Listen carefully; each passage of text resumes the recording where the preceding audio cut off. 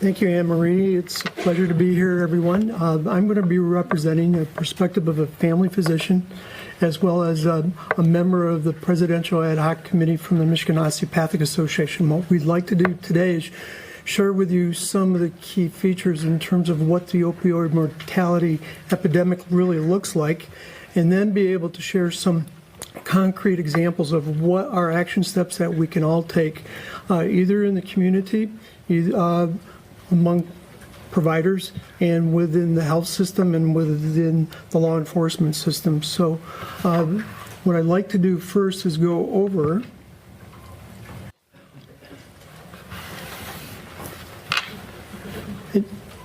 there's been a sharp rise and increase in opioid mortality since 2008. This is partially directly related to a national initiative that started about 8 years beforehand in terms of trying to treat patients with pain. And those with chronic non-malignant pain and those with cancer pain, there was an increased use of opioids in terms of trying to treat that without total consideration of what the unintended consequences would be. Most of us know what the initiative looked like, using pain as a fifth vital sign, and that we were asking in the offices to provide a score of 1 or 0 to 10 of no pain to much increased pain, and then physicians were asked or strongly urged through healthcare policy to take a look and to be able to treat pain. I would say personally, seeing a pain patient take their own life because we've not been able to provide them an acceptable level of relief was probably one of the saddest parts of my professional career, and that took a strong look at that. And I think all of us had wanted to follow the recommendations of that policy. Now, looking at it 10 years later, I would say the thing that is probably most disheartening is the fact that a patient or someone out in the field may have passed away from a prescription opioid that was prescribed by a provider. I would look at this mostly as an unanticipated consequence, as pain of the fifth vital sign, and we'll look at that a little bit more carefully. However, as I mentioned, with this steep rise in 2014, it's recognized as an official statistic by the CDC. Almost 1,800 patients had died from a drug overdose in the state of Michigan. That was up 13.2% from 2013. And then in December, the 2015 statistics were released, and that jumped up by over 200 deaths, which was another 13.3% increase from 2014.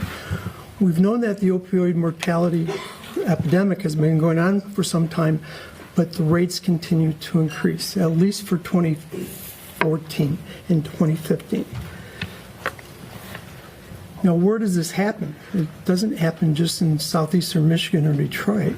If we look carefully at this map, where the darkest counties are the ones with the greatest number of poisoning-related deaths, and we look at the dots in terms of the prescription magnitude here, and this was reported in the 2014 LARA statistics, you can see a few different patterns here.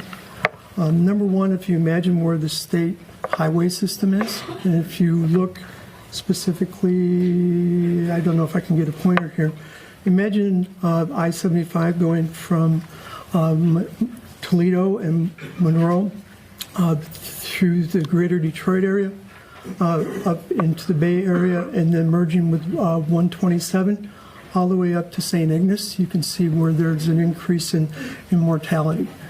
If you imagine I-94 coming from southwestern Michigan all the way to Detroit, you can see the magnitude of the death rate in that pattern, and then also going up 127. One might think that in the Grand Traverse Bay area that it's a little bit off the beaten path, but in reality it isn't, and it's probably one of the hardest stricken areas in the state. Now, you overlap that perhaps with college campuses and other dense population areas, you can begin to imagine why or how geographically this pattern may be occurring. So a key note here is the larger the dot and the darker you might be able to attribute to prescription drugs. The smaller the dot and the darker may be attributable to illicit substances that were not prescribed. Well, one might ask, how did this all happen? Now that we know that the statistics are still on the rise, two pivotal reports outside of what is reported in the state through LARA and the Department of Health and Human Services. The FDA and Homeland Security have provided two reports, and I would strongly recommend everyone to take a look at that. They're downloadable from the DEA website. 2015, the National Drug Threat Assessment, and note that this is a drug threat assessment, or an assessment that is a threat to our homeland security, and that this is taken seriously, and that it was updated last summer, called the National Heroin Threat Assessment. Especially east of the Mississippi, heroin has taken over methamphetamine as the primary substance of abuse in the 2010s. So I would refer you to both of these reports to note. From those reports, we can see about 2/3 of all deaths are directly related to prescription opioids. And that's what's alarming, and that's what forced all of us to take pause in the healthcare professions. What you can see since 2010, though, is a striking increase in heroin. And the adoption of heroin is increased rather significantly and continues to grow, and I'll show you some additional statistics. This graph only goes to 2013, but we'll be able to demonstrate that in 2015 and 2016, heroin is considered to be the largest threat east of the Mississippi, particularly in the Northeast and in the Midwest. Let's focus a second and say, well, when does the prescription become the problem? We've seen a striking rise, particularly because of training and because of policy, and then without perhaps considerable forethought, like we used to use in the 1990s and early 2000s, in terms of balancing what may be benefit versus risk. And this is a time-dependent issue. The longer you're exposed to an opioid, the greater the risk is that you're going to alter the neurobiology that Jed will be talking about here in a few minutes, and that it will be very difficult for it to recover even after abstinence. So there were, in 2013, 1 billion opioid prescriptions that were prescribed, and this is had yet to peak out. There's enough for every American adult to have their own bottle of pills. Healthcare providers in the highest prescribing state, Alabama, wrote almost 3 times as many scripts as those in Hawaii, which was the lowest prescribing state. And studies suggest that the regional variation in use of opioids cannot explain the underlying health status of the population, meaning there's more medicine being prescribed than what is legitimately explainable and where there's a strong indication for using these strong of medications. This can be found on the CDC website and is available and was just accessed a couple of weeks ago. The most common drugs are methadone, oxycodone, such as OxyContin, and hydrocodone, such as Vicodin. Vicodin in 2014 was actually changed to Schedule II to limit the prescribing without thoughtful consideration. And there's actually been a drop, and I'll show you some of those statistics too in terms of that utilization. To reverse this epidemic, we need to improve the way we treat pain. We must prevent abuse, addiction, overdose, but we need to remain compassionate for those who truly suffer. One of the key things that I think is strongly misunderstood, though, is 3/4 of these prescription drugs that we're talking about were obtained for free. They were given away because someone had them in their medicine cabinet and they weren't using them anymore. They were bought from someone who's selling the medicine that they had in their medicine cabinet, or they were stolen. They enter the black market and are largely out of the prescriber's hands. So this is not only a prescriber problem, This is a societal problem. It's a cultural problem. There is a huge demand to use recreational drugs with the thought and anticipation for recreational purposes, for escape purposes in terms of what their daily life may be, and just for the fun of it due to peer pressure. This is a large problem, and this is one of the underlying cultural issues that we really need to start addressing rather than just pointing a finger at a prescriber. And we have to look at the data carefully to be able to interpret what this really means. So again, over 53% came free from a relative or a friend. 14% were bought or taken from a friend or a relative.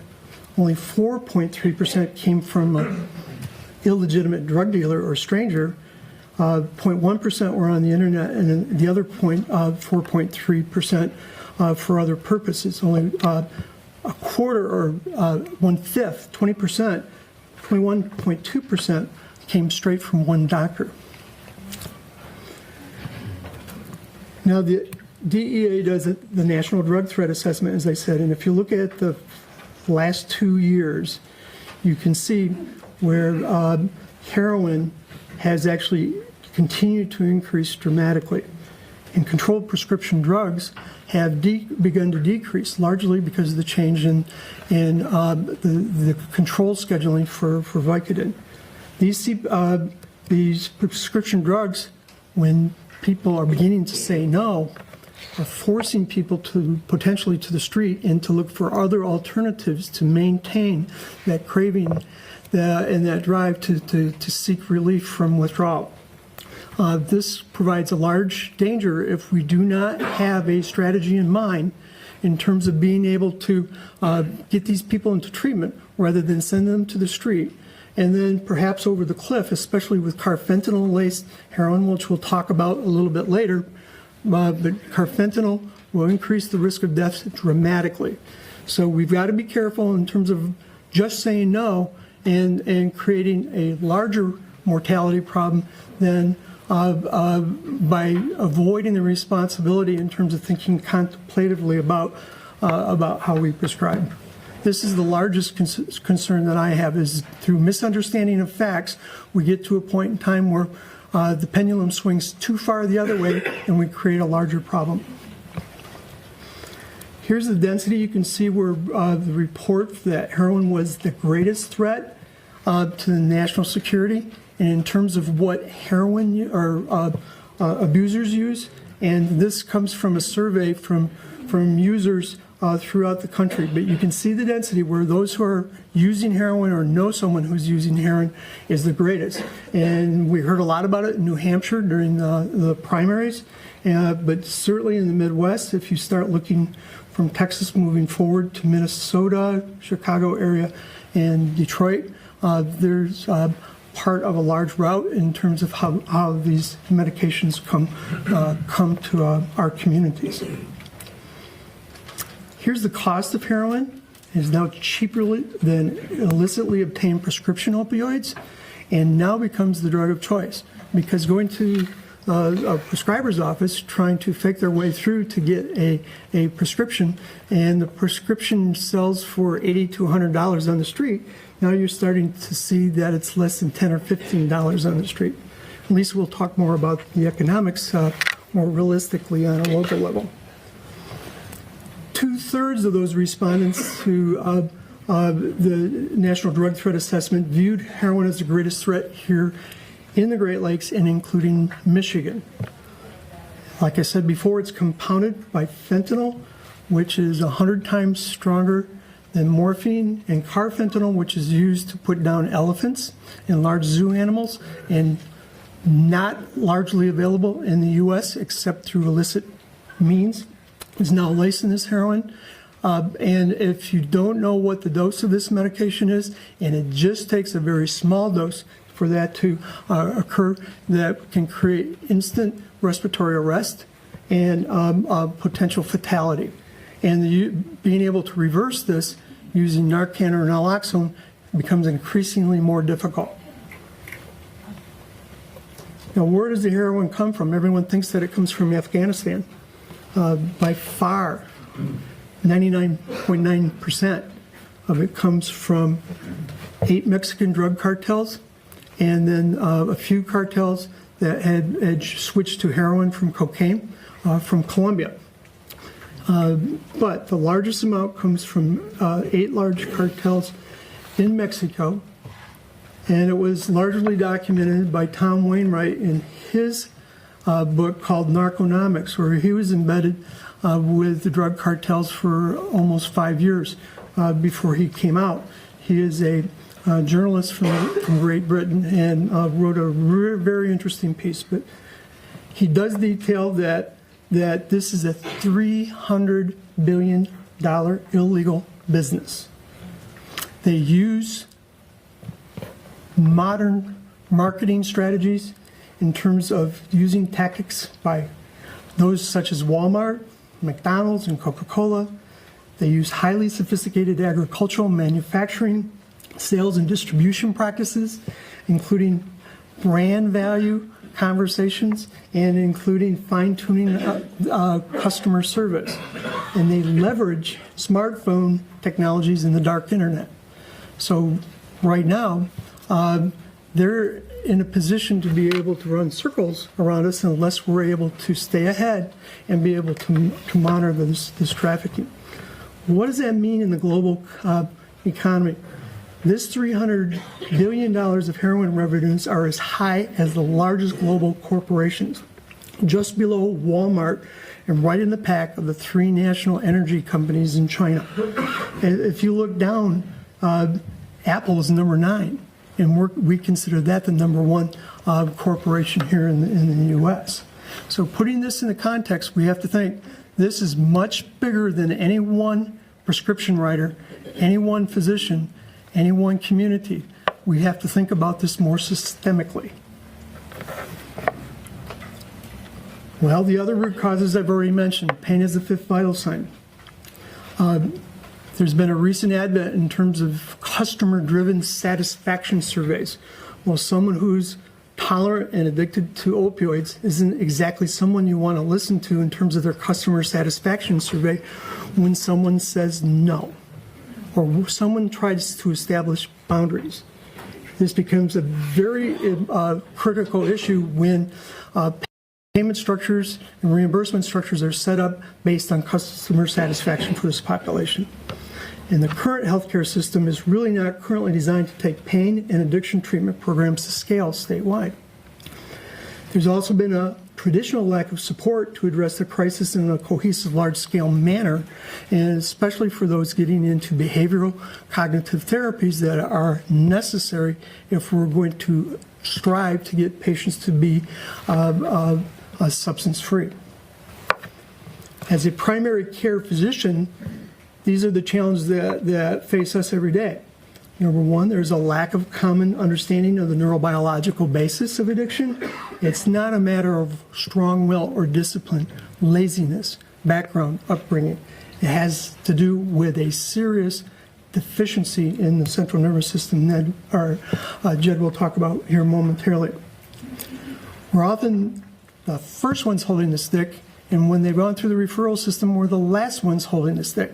So if someone has chronic pain, they're in a position and there's no other option, and you only have 5 to 7 minutes to see a patient and have to take another 5 to 7 minutes to document it, it becomes a very difficult problem in terms of seeing these patients because they're a high-need patient population that takes a lot of time to deal with. The poor stigmata of having someone addicted and having aberrant behaviors in the waiting room, and then trying to deal with 50 to 100 different clinical problems in the office on top of this, increasing documentation demands, very little available time, staffing and resource limitations, inadequate pain therapy options, and inadequate funding. We have a traditional lack of alternative evidence-based solutions, and we do have a need to take a very systemic, team-based approach, looking at centers of excellence for complex pain and addiction management, similar to Project ECHO that has been in Vermont, New Mexico, and the VA. So with all this being said, when we try to balance treating pain versus addiction, It is no longer possible to simply continue previous practices, and the associated risk of diversion, overdose, and addiction demand change now. This comes from a New England Journal article from members of the National Institute on Drug Abuse, the National Institutes of Health, and the Treatment Research Institute in Philadelphia, reported last year. So what I'd like to do briefly is set the stage of what's actionable, what do we need to do, what can we do in the community, within our provider community, and within the health system. This is very consistent with the report from the governor's task force and now the Opioid Commission, and very consistent with what other work groups are looking at. I've tried to distill it down to a 5+2 strategy. Our objectives need to be to reduce preventable deaths, but yet continue to treat pain compassionately. We need to improve continuity of care and really collaboration across providers, improve the expertise of our healthcare professionals, prevent opioid dependence in the first place, manage it when it occurs, especially those who are on opioids and have both a tolerance problem and continued pain. You have to balance out, is it pain from withdrawal or is it true pain that has a physiological explanation? And we have to help eliminate diversion. We take a two-pronged strategy. We worked with MSMS, Michigan Pharmaceutical Association, Michigan Hospital Association, the NPs and the PAs. And we continue to have this dialogue on a regular basis. But two-pronged strategy looks at what can we as a provider group do, what do we need to do? And then what can we do to work with the health system at large? And then what can we do to work with law enforcement as well? These are the 5 strategic pillars, and we can talk about them in greater detail during our conversation. Number 1 is prevent a death at the site of an overdose, when someone's imminently going to expire because of respiratory depression. The availability of naloxone has become much greater. It's been available by prescription since 2014 in October. It's now soon to become available to anyone who requests it under standing order from the Chief Medical Executive here at the state of Michigan in the Department of Health and Human Services. We need to stabilize addiction.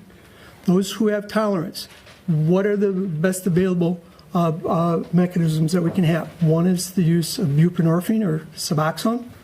The other one is going back to methadone clinics.